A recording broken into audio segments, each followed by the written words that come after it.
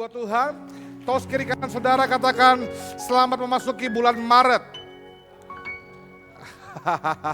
Walaupun kita masih bulan Februari, so siap-siap bulan Maret. Saya tahu cuaca tidak baik, hujan terus. Tapi saya berdoa supaya tidak mengurangi kita punya semangat, kita punya gairah untuk mencari Tuhan, katakan amin. Dan kayaknya baru Natal kemarin, tapi so masuk bulan Maret kita, berarti 9 bulan lagi Natal. Dan saya bersyukur kita semua dalam hadirat Tuhan. Terima kasih buat koordinator dan semua tim pastoral yang telah mendorong setiap jemaat dan juga pelayan Tuhan untuk hadir di doa pengurapan. Saya selalu bilang ini penting buat kita, jangan perang sebelum diperlengkapi. Dan itu sebabnya saya mendorong Bapak Ibu rekan-rekan, jika belum hadir di doa pengurapan, pastikan kita bisa hadir di bulan depan. Ajak teman-teman yang lain juga, supaya mereka juga diperlengkapi di dalam doa pengurapan. Selalu menjadi persiapan terbaik kita untuk masuki bulan yang baru. Baik, saudara siap mendengarkan visi bulan Maret? Katakan amin. Puji Tuhan. Bulan Februari kita belajar tentang hubungan, membangun hubungan yang sehat. Saya percaya saudara belajar banyak. Berkaitan dengan tema kita tahun ini, growing leaders atau membangun pemimpin, maka setiap bulan saudara akan diperlengkapi dengan hal-hal yang menolong saudara untuk menjadi seorang pemimpin dimanapun Tuhan taruh saudara. Nah, salah satu hal yang penting dan akan kita pelajari sepanjang bulan Maret adalah tentang good steward atau menjadi seorang pengelola yang baik. Tahukah saudara bahwa semua yang ada pada saudara itu dipercayakan kepada saudara dan bukan milik saudara. Alkitab bilang Mazmur 24 ayat yang pertama, next slide. Firman Tuhan mengatakan pada kita, dunia dan segala isinya itu milik Tuhan. Bumi dan semua yang tinggal di dalamnya adalah kepunyaannya. Ada ayatnya?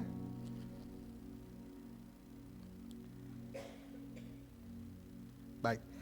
Dunia dan segala isinya itu milik Tuhan. Bumi dan semua yang tinggal di dalamnya adalah kepunyaannya.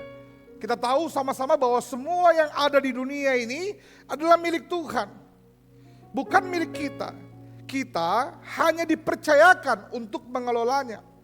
Maka Pastor Jeffrey Rahmat mengatakan, kalau saudara mau belajar lebih banyak, seluruh khotbah saya hari ini dan juga 1 bulan ini dipersiapkan dari materi dan juga buku-buku khotbah-khotbah yang ditulis oleh Pastor Jeffrey Rahmat. Pastor Jeffrey Rahmat dari GPCC mengatakan ini, next slide. We don't own anything but we the steward of everything. Yang artinya bahwa kita ini sebenarnya tidak memiliki apapun, tetapi Tuhan percayakan untuk mengelola segala sesuatu. Semua yang ada pada kita itu hanya kepercayaan. Uang yang saudara punya, jabatan yang saudara punya, harta yang saudara punya, waktu dan apapun yang saudara punya, pencapaian yang saudara miliki, semua itu bukan milik kita, tapi dipercayakan Tuhan kepada kita. Untuk apa? Untuk kita kelola dengan baik. Makanya 1 Timotius 6 ayat 7 mengingatkan kita, next slide. Bahwa kita ini waktu kita lahir, kita tidak membawa apa-apa ke dalam dunia. Dan waktu kita mati juga, kita juga tidak bisa membawa apa-apa keluar dari dunia. Kita diingatkan bahwa waktu kita lahir, tidak ada orang yang lahir pakai iPhone 17 Pro Max. Semua kita lahir tidak bawa apa-apa. Dan waktu kita mati juga, kita tidak bisa bawa kita punya iPhone 17 Pro Max. Itu artinya semua yang ada di dunia ini memang bukan milik kita, tapi selama kita ada di dunia, dipercayakan kepada kita. Ada banyak orang tidak mengerti konsep ini.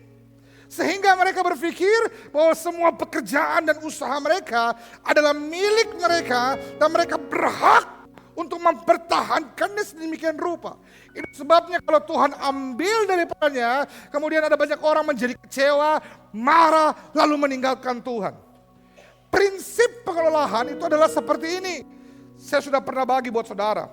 Anggaplah kalau misalnya hari ini saya bermurah hati, saya percayakan saya punya kartu ATM kepada siapa yang saudara mau. Siapa yang lagi butuh sekali? Saya percayakan kepada salah satu dari saudara. Isinya ada ember maksudnya. Saudara boleh pakai sebebas-bebasnya, unlimited. Maka kalau saudara dapat kartu ATM saya, saudara pasti pakai untuk belanja. Minimal pakai belanja untuk keperluan rumah, beli HP. Boleh nggak beli laptop? Boleh. Boleh nggak beli mobil? Boleh. Boleh nggak beli rumah? Boleh. Karena unlimited, saudara boleh pakai sebebas-bebasnya. Saya punya, saya percayakan dan titip pada saudara. Tapi satu hari, setelah mungkin setahun, 2 tahun, 3 tahun, saudara sudah nikmati saya punya kartu ATM. Saudara sudah beli banyak hal. Hampir setiap hari ada yang teriak, Shopee, paket. Di tahun ketiga, saya datang kepada saudara dan saya bilang begini, bagaimana? Enak tuh kalau bisa beli apa saja. Bagaimana kau pakai kartuku? Puas. Sekarang boleh enggak? Saya minta lagi kembali kepada saya. Ingatkah saudara waktu pertama kali dipinjamkan kartu kredit saya, apa yang saudara katakan? Saudara pasti bilang begini, wih terima kasih banyak. Saya bisa beli ini, terima kasih. Tapi setelah 3 tahun kita pakai, sebagian besar kita, waktu diambil kembali kita punya fasilitas, kita punya kartu itu yang bukan saudara punya, saya loh yang punya, bilang amin supaya terjadi betulan. Terima kasih banyak. Waktu saya minta kembali, harusnya saudara, waktu saudara pakai, saudara bilang terima kasih. Waktu saudara sudah pakai, saudara kembalikan dan katakan apa? Terima kasih. Tapi sebagian besar kita waktu kita kembalikan, paca dirasai tidak ada di kartua. Tidak ada yang bisa pakai di belanja-belanja. Mengerti saudara? Kami waktu datang ke Makassar tidak punya apa-apa. Kondisinya sangat tidak mudah. Sampai di Makassar keluarga percayakan kami usaha. Kenapa? Karena semua modal tempatnya bukan dari kami. Waktu kami dipercayakan kami tinggal enak, tidur enak, usaha setiap hari ada pemasukan. Bersyukur pada Tuhan, terima kasih Tuhan. Tapi saudara tahu episode hidup saya. Sampai di masa Tuhan bilang selesai, tutup beri ruang. Selesai. Ganti musim yang lain. Waktu usaha ditutup, waktu toko tutup, waktu pemasukan mulai berkurang, pace dirasa. Tapi saya selalu ingatkan JJ, sudah 3 tahun kita nikmati berkat Tuhan ini. Waktu Tuhan kasih harusnya saya bilang terima kasih. Waktu Tuhan ambil harusnya saya juga bilang apa? Terima kasih, karena bukan saya yang punya. Itu prinsip dari pengelolaan.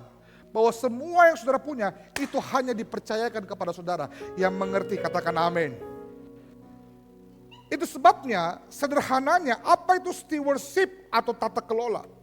Pengelolaan adalah tugas dan tanggung jawab untuk mengelola, memelihara, serta mengawasi. Perhatikan baik, ini penting. Milik orang lain, bukan milik kita. Siapa yang punya? Tuhan yang punya. Semua jabatan saudara itu milik Tuhan dan dipercayakan kepada saudara. Semua pekerjaan itu milik Tuhan, dipercayakan kepada saudara. Kita ada hari ini semua karena anugerahnya. Kita ada hari ini semua karena kebaikannya. Itu sebabnya firman Tuhan dan sepanjang bulan ini kita sedang diingatkan bahwa semua adalah milik Tuhan. Dan kita adalah pengelola, katakan amin. Kenapa saudara harus mengerti prinsip ini? Supaya begini, waktu Tuhan berikan kepada saudara banyak, Tuhan percayakan kepada saudara banyak, saudara kemudian tidak menjadi sombong hati, kemudian tinggi hati, melupakan Tuhan dan merasa mampu dengan kekuatan sendiri. Tetapi saat Tuhan ambil, sepertinya kita sudah tidak punya apa-apa, kita tidak kemudian putus asa, menangisi diri, meratapi diri, karena kita tahu kita tetap milik Tuhan dan Tuhan bertanggung jawab atas hidup kita. Yang percaya katakan amin, yang percaya kasih tepuk tangan buat Tuhan. Ternyata pengelolaan itu bukan baru kita pelajari sekarang. Bahkan prinsip ini Tuhan sudah ajarkan pada manusia, next slide, sejak awal penciptaan. Ingat ketika Tuhan ciptakan Adam dan Hawa di Taman Eden, apa kata firman Tuhan? Tuhan Allah mengambil manusia itu dan menempatkannya dalam Taman Eden untuk, perhatikan baik, mengusahakan dan memelihara taman itu. Kita tahu Taman Eden itu bukan taman yang dibuat sama tukang. Taman yang Tuhan langsung yang buat. Kalau Tuhan yang buat pasti bagus sekali. Nah, Taman Eden yang bagus itu dipercayakan kepada manusia untuk dikelola. Kata firman Tuhan, usahakan dan memelihara taman itu. Nah, itu sebabnya sederhananya stewardship atau tata kelola itu artinya mengusahakan atau memelihara. Dalam bahasa aslinya kalimatnya begini, mengembangkan dan menjadikan lebih baik. Itu artinya mengusahakan. Menjaga artinya memelihara dan melindungi. Waktu Tuhan percayakan sesuatu kepada saudara, Tuhan minta untuk saudara usahakan, yang artinya dikembangkan dan dibuat lebih baik. Waktu Tuhan percayakan sesuatu kepada saudara, Tuhan minta saudara jaga dan pelihara. Semua ini diajarkan kepada manusia. Tuhan minta Adam dan Hawa memelihara dan mengusahakan taman yang Tuhan percayakan. Nah, dari sini kita belajar bahwa ternyata, next slide, stewardship atau tata kelola itu sudah Tuhan ajarkan dari awal kehidupan manusia. Memang pada dasarnya kita dirancangkan untuk menjadi seorang pengelola. Bahkan ini kebenarannya, sistem atau prinsip pengelolaan sudah diajar sebelum manusia jatuh dalam dosa. Itu artinya sekalipun kalau misalnya manusia tidak jatuh dalam dosa waktu itu, tidak jatuh Adam dan Hawa dalam dosa, kita tetap seorang pengelola. Kita tetap diharap untuk mengelola dengan baik. Ini yang saya mau bagi buat kita. Artinya apa? Dari kisah, dari apa yang sudah kita baca. Kita tahu persis bahwa bahkan pengelolaan itu sudah diajarkan sebelum manusia jatuh dalam dosa. Itu artinya pengelolaan bukan akibat dari dosa. Tapi perhatikan baik. Sekalipun pengelolaan bukan akibat dari dosa, tapi kalau kita tidak melakukannya dengan benar, pengelolaan yang tidak dilakukan dengan benar akan membawa kita ke dalam dosa. Ingat, Adam dan Hawa sudah dibilang, kau boleh makan sebuah pohon yang ada di sini, tapi yang satu itu jangan kau makan. Yang buah pohon pengetahuan yang baik dan buruk jangan kau makan. Saya yakin, saya sudah ulang-ulang, tanpa buah pengetahuan yang baik dan yang buruk itu, saya percaya, kita tahu sama-sama bahwa Adam dan Hawa pasti tetap dapat menikmati indahnya Taman Eden. Mereka diminta untuk mengelola Taman Eden, tapi apa yang terjadi? Perhatikan. Ketika Adam dan Hawa tidak berfokus kepada apa yang di tangan mereka, mengelola apa yang Tuhan percayakan, ini dia. Kejatuhan manusia pertama kali dimulai dari ketika Adam dan Hawa berfokus kepada apa yang bukan di tangan mereka. Bukannya berfokus mengelola apa yang Tuhan percayakan, mereka melihat pohon pengetahuan buah yang baik dan yang buruk yang sebenarnya tidak ada pada tangan mereka. Ini pola dosa yang pertama kali masuk di Taman Eden, di manusia dan Adam dan Hawa. Bukankah seringkali itu juga yang terjadi kepada kita? Waktu kita mulai berfokus kepada apa yang tidak dalam tangan kita, bukan hal yang Tuhan percayakan kepada kita. Seringkali di saat yang sama kita mulai dijebak dan diambil alih oleh dosa. Apalagi sekarang, sosial media, Instagram, ya kita selalu lihat orang, bukan fokus mengelola apa yang di tangan kita, kita fokus lihat orang beli apa. Beli mobil baru, beli HP baru, beli rumah baru. Mereka yang beli, kita yang kepanasan. Kita mulai fokus sama orang pergi kemana. Sebentar pergi ke Bali, sebentar pergi ke Jepang, sebentar pergi ini. Kita pergi kamar mandi. Kita mulai fokus sama apa yang tidak dalam tangan kita. Sehingga tidak jarang kita gagal mengelola apa yang di tangan kita. Nah, prinsip pengelolaan itu artinya bertanggung jawab dengan apa yang di tangan kita. Bertanggung jawab mengelola dengan baik yang dipercayakan pada kita. Bukan berfokus melihat pada apa yang dipercayakan pada orang lain. Begitu juga seringkali, Bu, kita kalau lihat kita punya suami, kita bilang begini, bateku bekerja, ini ya, memengge. Waktu kita tidak fokus pada apa yang di tangan kita mulai lihat orang lain. Di saat itu dosa mulai mengambil alih. Makanya waktu kita tidak fokus mengelola apa yang di tangan kita kita mulai membandingkan diri dengan orang lain. Kita mulai iri hati, kita mulai menghakimi, kita mulai menuntut. Itu sebabnya pengelola yang baik adalah orang-orang yang bertanggung jawab, berfokus mengelola apa yang Tuhan percayakan di tangannya. Katakan amin. Dari sinilah kita melihat bahwa Kristen dewasa itu orang-orang yang bisa bertanggung jawab dengan apa yang Tuhan percayakan di tangannya. Ada banyak orang, next slide, berpikir bahwa yang Tuhan percayakan hanya materi atau uang. Tentu salah satunya iya. Tapi semua yang Tuhan percayakan bukan cuma tentang harta atau uang.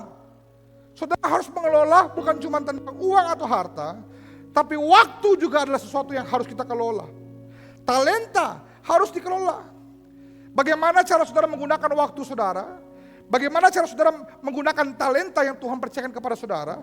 Bagaimana saudara menggunakan hubungan? Bagaimana saudara mengelola pelayanan saudara? Bagaimana saudara mengelola tubuh saudara? Itu adalah tanggung jawab setiap pengelola. Katakan amin. Kalau hari ini saudara menyanyiakan waktu, menyanyiakan talenta yang Tuhan percayakan, maka perhatikan baik. Saudara sedang tidak bertanggung jawab kepada apa yang Tuhan percayakan di tangan saudara. Ada banyak orang sibuk insecure. Bandingkan dirinya, tidak sama kayak dia. Tidak sama kayak anuku, cantik dia, cantik. Padahal saya selalu percaya Tuhan mau pakai kita dengan apa yang ada pada kita. Katakan amin. Tuhan tidak akan pakai kita dengan apa yang tidak ada pada kita.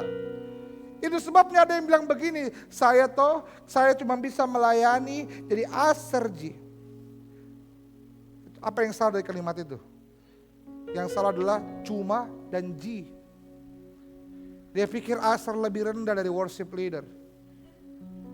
Dia pikir asar lebih rendah daripada pengkhotbah. Padahal semua yang dipercayakan kepada kita itu berharga dan Tuhan minta kelola dengan baik. Katakan amin. Ayo melayani jadi singer. Aduh, bukan apa. Ku tahu ji bagus suaraku tapi jangan deh. Besar sebelah telingaku. Waktu Tuhan kasih talenta, Tuhan kasih kapasitas, kita harus bertanggung jawab untuk mulai dengan baik. Katakan amin. Nah, hari ini kita mau belajar tentang stewardship atau pengelola. Saya juga percaya pengelolaan yang baik atau good stewardship, next slide, adalah bentuk atau cara kita bersyukur kepada Tuhan. Saudara harus belajar kelola harta saudara dengan baik. Itu sebabnya kenapa gereja kita mengajarkan memberi persepuluhan di tengah dunia yang lagi debat-debat sudah tidak dijalankan dan sebagainya. Karena persepuluhan itu adalah cara saudara untuk mengelola, mengatur mana yang saudara harus makan, mana yang saudara harus beri, mana yang saudara harus tabung, dan mana yang saudara harus kembalikan kepada Tuhan. Itu juga bentuk ucapan syukur. Kalau Tuhan sampai hari ini masih memberkati saudara, maka kembalikanlah apa yang menjadi milik Tuhan. Melayani juga bentuk ucapan syukur. Saudara kan bagi waktu, kapan harus kerja, kapan harus bikin tugas, kapan harus tidur, kapan harus mencuci, kapan pergi beli ikan, kapan melayani. Saudara kelola waktu, saudara beri waktu untuk melayani Tuhan. Itu adalah cara saudara bersyukur kepada apa yang Tuhan percayakan kepada saudara. Talenta, kapasitas, kemampuan yang saudara punya. Yang mengerti katakan amin. Mengatur dengan baik, mengelola semua dengan baik, itu adalah cara kita mensyukuri apa yang Tuhan percayakan. Kenapa? Karena kita tahu semua yang Tuhan percayakan itu berharga. Katakan amin. Kalau saudara tidak mengerti bahwa semua yang Tuhan percayakan itu berharga, saudara akan biarkan tanpa dikelola dengan baik. Nah, hari ini kita mau belajar bersama-sama prinsip pengelolaan dari Alkitab melalui kisah perumpamaan talenta. Mari baca Matius pasal yang ke-25 ayat 14 sampai yang ke-18. Hitungan yang ketiga, 2, 3. Sebab hal kerajaan sorga sama seperti seorang yang mau berpergian ke luar negeri, yang memanggil hamba-hambanya dan mempercayakan harta kepada mereka. Yang seorang diberikannya 5 talenta, yang seorang lagi 2, dan yang seorang lagi 1. Masing-masing menurut kesanggupannya. Lalu ia berangkat. Sampai situ dulu. Dari ayat ini kita belajar bahwa Tuhan mempercayakan hartanya, apa yang dia punya, kepada orang-orang yang dia pilih. Semua mendapat bagian. Ada yang 5, ada yang 2, ada yang 1. Tidak ada yang tidak dapat. Semuanya dapat. Perbedaannya adalah Tuhan mempercayakannya menurut kesanggupan. Ada banyak orang suka bertanya, kenapa dia dapat 5, kenapa saya cuma 1? Kenapa dia dapat 2, kenapa saya cuma 1? Kenapa dia 5 nih, saya 1 terus? Alkitab bilang, perumpamaan ini mengajar, Tuhan selalu mempercayakan sesuatu sesuai dengan kesanggupan kita. Malah saya justru berpikir, jangan-jangan cara Tuhan sayang pada kita adalah mempercayakan kita sesuai dengan kesanggupan kita. Karena kalau dia percayakan lebih dari kesanggupan kita, perhatikan baik, semua yang dipercaya banyak dituntut lebih banyak. Hari ini walaupun kita 1, kabar baik adalah Tuhan mengenal kita dengan baik. Dia tidak salah percayakan kepada kita. Katakan amin. Next slide. Firman Tuhan mencatat, baca lagi ayat 16, 2, 3. Segera pergilah hamba yang menerima 5 talenta itu. Ia menjalankan uang itu lalu beroleh laba 5 talenta. Kata menjalankan dalam terjemahan lainnya menggunakan kata mengerjakan, mengusahakan. Jadi waktu dia dapat 5 talenta, dia kerjakan 5 talenta itu, dia usahakan 5 talenta itu. Alkitab berkata dikasih 5, dia kerja dengan baik, menghasilkan untung 5. 5 tambah 5 jadi 10.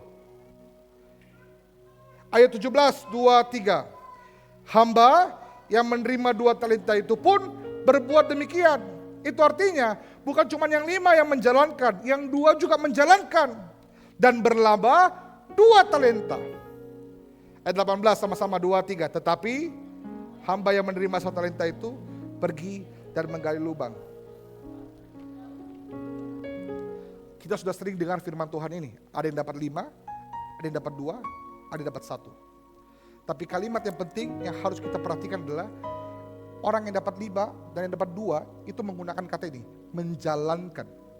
Itu artinya mengusahakan, mengerjakan. Sehingga apa yang dipercayakan 5 jadi 10, 2 jadi 4. Sedangkan yang 1, dia gali kubur di dalam tanah lalu menyembunyikan itu dari tuannya. Apa prinsip yang bisa kita pelajari dari kisah ini? Next slide. Saya mau bagi ada 3. Yang pertama, saudara harus mengerti. Hal yang kita perlu pelajari dari kisah ini adalah bahwa yang pertama, setiap kita suka atau tidak, senang atau tidak, harus mempertanggungjawabkan apa yang Tuhan percayakan kepada kita. Di ayat selanjutnya dikatakan di ayat 19, lama sesudah itu pulanglah tuan hamba-hamba itu lalu mengadakan perhitungan dengan mereka. Jadi Tuhan itu tidak hanya mempercayakan, tapi Tuhan juga akan memperhitungkan. Kalau saudara hari ini dipercayakan talenta, satu saat Tuhan akan tanya, dengan apa saudara gunakan talenta itu? Kalau hari ini Tuhan percayakan pekerjaan kepada saudara, satu hari Tuhan akan tanya dengan apa saudara gunakan pekerjaan itu. Bahkan kalau hari ini Tuhan percayakan keluarga, anak kepada saudara, satu hari Tuhan akan tanyakan bagaimana saudara bertanggung jawab terhadap keluarga, suami, istri, atau anak yang Tuhan percayakan kepada saudara. Ada begitu banyak orang tidak sadar. Mereka menjalankan hidup, ya mau diapa begitu-begitu aja. Kayaknya saya tidak punya apa-apa yang bisa saya usahakan. Saya tidak punya apa-apa yang saya bisa kelola. Ingat, ketika Tuhan panggil, semua Tuhan percayakan. Ada yang 5, ada yang 2, ada yang 1. Tidak ada yang tidak dapat. Itu artinya semua kita itu dipercaya. Dan ada sekecil apapun tetap kepercayaan. kepercayaan itu harus dikelola. Minimal yang paling sederhana adalah apa? Waktu saudara. Saya berdoa supaya satu hari ketika Tuhan minta pertanggungjawaban, Tuhan udah bilang begini, main game kok terus. Gosip kok terus. Nongkrong tak berguna terus. Gunting kuku terus. Ada orang yang hidupnya gunting kuku aja, biasa gunting kuku. Sudah habis kukunya lagi orang lain digunting. Kalau kita mengerti prinsip ini, maka saya mau ajak kita bercermin pada kita. Pertanyaannya, sadarkah saudara apa yang Tuhan sedang percayakan kepada saudara hari ini? Tanggung jawabkah? Pelayanankah? Keluargakah? Saya juga bergumul. Tubuh saya juga dipercaya oleh Tuhan. Makanya kalau kemarin saya khotbah pakai kursi, ampunilah saya. Semua yang dipercayakan harus dipertanggungjawabkan. Semua. Waktu, tenaga kita. Maka hari ini kita punya tanggung jawab untuk mengelola hidup kita dengan cara yang baik. Katakan amin. Kasih tepuk tangan buat Tuhan. Satu hari kelak kita akan berhadapan wajah dengan Tuhan.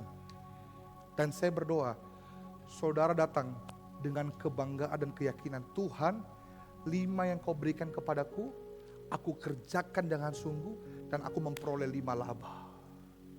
Tuhan, keluarga yang kau percayakan kepadaku, aku layani dengan sungguh sehingga istriku dan anak-anakku mengasihi Tuhan. Tuhan, kuliah yang Tuhan percayakan kepadaku, yang mungkin Tuhan tidak percayakan pada anak-anak yang lain. Mereka gak bisa kuliah, tapi Tuhan percayakan kepadaku, aku kerjakan dengan sungguh. Dan hari ini aku memuliakan Tuhan. Akan ada saatnya kita diminta pertanggungjawaban, dan saudara harus bersiap dengan itu. Katakan amin. Yang kedua, prinsipnya adalah, satu, semua yang dipercayakan akan diminta pertanggungjawaban. Yang kedua, semua yang dikelola dengan baik pasti bertumbuh. Baca firman Tuhan. Hamba yang menerima 5 talenta itu datang membawa laba 5 talenta. Yang kedua, next slide lagi. Hamba yang bawa 2 talenta itu, dia bilang begini, 2 talenta yang Tuhan percayakan kepadaku, aku telah beroleh laba 2 talenta. 5 jadi 10, 2 jadi 4. Saya nggak tahu kenapa ada 1 orang yang dia kubur talentanya walaupun 1. Semoga bukan karena dia menganggap kecil apa yang Tuhan percayakan. Kadang-kala kita pikir begini, apa ji saya kodong? Apa ji? Kadang-kala kita bandingkan orang lain, makanya saya bilang tadi, dosa selalu dimulai ketika kita berfokus pada apa yang bukan pada tangan kita. Gagal melihat apa yang di tangan kita. Kita selalu lihat orang besar, sehingga begini, tidak jarang kita melihat diri kita kecil karena menganggap orang lain lebih besar. Selalu bandingkan. Cocok dia yang lebih dihargai karena dia lebih banyak talentanya. No. Ingat prinsipnya. Sekalipun 2, kalau dikerjakan dengan sungguh, jadi 4. Kadang kita pikir kenapa dia 5, saya 1. Saudara lupa, kalau 1 itu kita tanggung jawab, Tuhan akan buat jadi 2. 2 Tuhan akan buat jadi 4.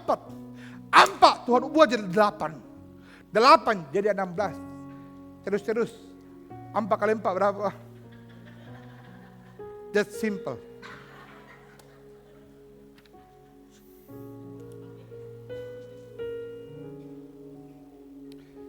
Jadi kita harus belajar untuk menghargai semua yang Tuhan percayakan. Saya berdoa supaya pelayan-pelayan Tuhan mengerti prinsip ini. Bahwa sekecil apapun pelayanan yang dipercayakan kepadamu, itu adalah hati besar Tuhan buat kamu. Jangan sepelekan. Karena perhatikan, Tuhan kasih 5, Tuhan kasih 2, Tuhan kasih 1. Tuhan bisa titip yang 1 itu ke yang kedua, betul? Tidak perlu ada 3 orang. Bisa saya bilang begini, jamu kau deh. Kau dapat 5, kau dapat 3. Ini 1 jangan kami. Nah, Tuhan tetap percayakan sekalipun cuma 1. Kenapa? Ini yang saya pelajari. Karena Tuhan melihat semua berharga. Dan Tuhan tahu kapasitas semuanya. Tuhan juga tahu kapasitas kita, katakan amin. Dan karena dia kenal kapasitas kita, dia tetap percaya kepada kita. Boleh kasih tepuk tangan buat Tuhan kita. Jadi saya berdoa, apapun yang sedang kita hadapi hari ini. Sekarang saya sama Jiji juga merenung. Kalau kayak usaha, kita sudah pernah buat usaha, banyak untungnya segala macam. Aduh, kayaknya mau mulai lagi capek. Mau mulai lagi tuh kayak dari nol, baru mau bikin lagi apa yang mau kita jual di segala macam. Kayaknya mulai dari awal tuh susahnya bukan main. Tapi kalau itu yang Tuhan percayakan, masih kecil, tetap kerjakan dengan sungguh. Tetap kerjakan dengan sungguh. Alkitab bilang apa? Benih. Itu memang kecil, biji sesawi. Biji sesawi itu memang kecil. Tapi kalau dia sudah tertanam dan bertumbuh, dia akan besar dan menjadi tempat yang cukup besar untuk melindungi banyak burung bersinggah padanya. Jangan remehkan apa yang kecil. Kalau hari ini di tempat kerja kita baru disuruh bikin kopi, bikin kopi, bikinlah kopi terbaik yang pernah bos saudara minum. Jangan diludahi atau dikasih garam. Prinsip yang kedua, semua yang dikelola dengan baik pasti bertumbuh, katakan amin. Saudara pikir apa yang Tuhan kerjakan di gereja ini? Kita tuh jadi kesaksian, puji Tuhan, semua kemuliaan buat Tuhan. Tapi kalau saudara ikuti perkembangan gereja kita, saudara tahu persis mulai dari mana dan Tuhan percayakan apa. Saya pikir-pikir ya, waktu kita di gereja lama, Tuhan bisa aja percayakan kita 100 kok, bisa. Kan jiwa milik Dia. Tapi Tuhan tahu kapasitas kita. Apa yang kita lakukan? Kita buat apa sih?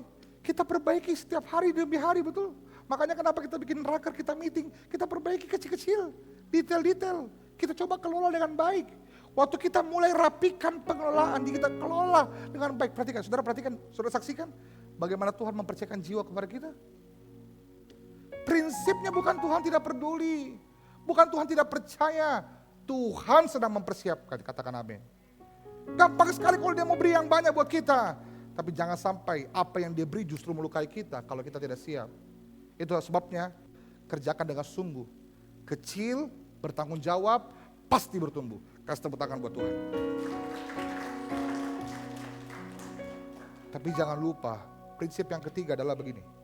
Semua yang tidak diusahakan dan dikelola dengan baik akan diambil dari kita. Saya sedang tidak menakut-nakuti saudara. Tapi ini yang Alkitab catat. Baca ayat berikutnya. Ayat 24, 23. Kini datanglah juga hamba yang menerima 1 talenta itu dan berkata, Tuhan, aku tahu bahwa Tuhan adalah manusia yang kejam, menuai di tempat di mana Tuhan tidak menabur, dan yang memungut dari tempat di mana Tuhan tidak menanam. 25, 23.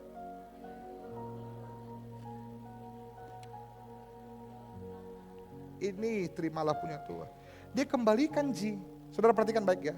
Kalau saudara belajar tadi, stewardship atau pengelolaan itu adalah dua kata yang tidak bisa dipisahkan. Mengusahakan dan memelihara. Memelihara itu artinya melindungi dan menjaga. Tapi semua yang Tuhan percayakan kepada saudara bukan hanya untuk dijaga, tapi diusahakan. Usahakan itu artinya apa? Dikembangkan, dibuat lebih baik. Ini orang yang terima 1, dia jaga dengan baik. Dia kubur dia simpan dia kembalikan Kau kasih ke 1, saya kasih kembali kau 1. Ini kan namanya memelihara. Bertanggung jawab tidak? Bertanggung jawab. Tapi dia tidak mengusahakan. Jadi arti stewardship adalah mengelola. Itu artinya kita diminta untuk mengerjakan dan mengusahakan, membuat segala sesuatu lebih baik. Kembangkan kita punya diri. Kalau kita ikut Tuhan, 10 tahun kita ikut Tuhan. Tapi sampai hari ini, kalau kita ada masalah gampang tersinggung, tidak ada yang berubah dari kita punya sikap, berarti kita gak mengelola kita punya sikap dengan baik. Harus lebih baik, katakan amin. Nah, setelah dia kembalikan, baca ayat berikutnya, 2, 3. Karena itu, sudahlah seharusnya uangku itu kau berikan kepada orang yang menjalankan uang, supaya sekembalinya aku akan menerimanya serta dengan bunganya. Sebab itu apa? Ambillah talenta itu daripadanya dan berikanlah kepada orang yang mempunyai 10 talenta itu. Ada 2 prinsip yang saya pelajari dari sini, ini penting. Yang pertama, firman Tuhan bilang, kau enggak kerjakan dengan baik. Saya ambil, saya kasih buat yang 10. Yang 10 akhirnya dapat berapa? 11. Suka atau tidak, kita perlu sadar, semua yang tidak dikelola dengan baik, pasti diambil dari kita. Berapa banyak pun berkat yang Tuhan kasih, sebanyak apapun uang tak, kalau kita tidak pintar atur dengan baik, bocor, pasti bocor. Tidak ada yang bisa kita nikmati. Sebesar apapun berkat, kalau kita tidak tahu atur mana untuk kita makan, mana untuk kita simpan, mana untuk kita tabung, mana untuk kita pakai usaha, pasti habis. Kalau saudara mengerti, kalau akhir bulan susah makan, saudara mengerti dengan baik ini. Makanya harus dikelola. Begitu pula dengan talenta. Saudara pernah belajar main musik, dulu melayani main musik, 10 tahun tidak melayani, tidak pernah sentuh musik. Saya tidak yakin saudara betul-betul bisa bermain seperti saudara pertama kali bermain dan melayani Tuhan. Pasti lama-lama kaku, makanya Jovia, teman-teman musik, setiap hari latihan, Agung latihan. Karena kalau tidak dilatih, tidak akan berkembang, dan cuma 2 jitu. Kalau sudah semakin baik, semakin buruk. Mengerti, katakan amin. Semua harus diusahakan. Tidak ada yang otomatis. Hubungan dalam pernikahan tidak akan terbangun dengan sendirinya. Harus diusahakan. Makanya kalau saudara diam-diam baik, anteng-anteng baik, tidak mengusahakan pernikahan itu hanya akan 2. Semakin erat atau semakin renggang. Harus diusahakan. Semua harus diusahakan. Hubungan dengan saudara, hubungan dengan anak, itu harus diusahakan. Kalau kita diam-diam saja, kita merasa begini, nanti pide. Hubungan itu cuma 2, semakin erat atau semakin renggang, tinggal itu 2. Makanya harus diusahakan. Dan semua yang tidak diusahakan, pasti diambil dari kita. Kalau kita gak mau usahakan kita punya suami, Bu, siapkan hati kita, satu hari pasti diambil dari kita. Entahkah hatinya yang diambil dari kita, atau hal-hal yang lainnya. Kalau talenta kita gak mau pakai untuk melayani Tuhan, satu hari pasti diambil dari kita. Ini prinsipnya. Itu sebabnya saya berdoa, saya mengerti, supaya saudara belajar, bahwa kalau saudara punya talenta, saudara punya apa yang dipercayakan pada Tuhan, mari pakai untuk kemuliaan Tuhan. Beri tepuk tangan untuk Allah kita. Haleluya. Sekarang pertanyaannya adalah begini. Tuhan itu sayang sama kita. Sekalipun kita salah, Tuhan masih ajar. Ini yang satu, dia kubur, dia tidak kerjakan dengan baik. Tuannya marah, tapi Tuannya masih ajar. Next slide, dia bilang begini. Karena itu, sudahlah seharusnya uangku itu kau berikan kepada orang yang menjalankan uang. Ini solusi nih. Kalau hari ini kita bilang, kenapa kau enggak, kalau Tuhan tanya, kenapa kau enggak kembangkan talentamu? Kita bilang, Dato, kamu bikin apa? Pertanyaannya adalah, kalau kita enggak ngerti mesti ngapain, kalau kita nggak tahu mau buat apa, Tuhan kasih solusi. Sudah seharusnya uang itu kau berikan kepada orang yang menjalankan uang. Itu artinya kalau kau nggak tahu, cari kau yang tahu. Belajar sama yang tahu. Supaya bisa dikelola. Kita nggak boleh pasif. Makanya gereja ini belajar untuk mengelola. Pak Gembala saya nggak tahu semuanya. Makanya kita percayakan semua struktur gereja, pemeliharaan gedung, infrastruktur sama Pak Anes. Karena Pak Anes lebih ngerti. Kelistrikan, kalau saya di tak kontak. Makanya kita percayakan kepada Pak Mario. Salah satu cara Tuhan sayang saudara, Tuhan akan selalu menyediakan orang-orang yang bisa tolong saudara. Apapun talenta saudara hari ini, cari orang untuk bantu supaya berkembang. Gereja perlu mengatur keuangan. Kita punya Ibu Heni, orang-orang di keuangan. Makanya saya berdoa supaya hari ini kita belajar sesuatu, amin. Saya undang Wellsing maju ke depan. Kelola dengan baik. Kelola dengan baik. 3 prinsip pengelolaan. Setiap kita harus bertanggung jawab dengan apa yang Tuhan percayakan. Semua yang dikelola dengan baik pasti bertumbuh. Semua yang tidak dikelola dengan baik akan diambil dari kita.